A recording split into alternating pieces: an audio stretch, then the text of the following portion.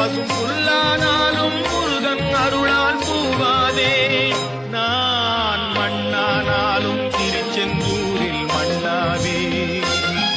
ஒரு மரமானாலும் பழமுதிர் சோலை மரமாவே.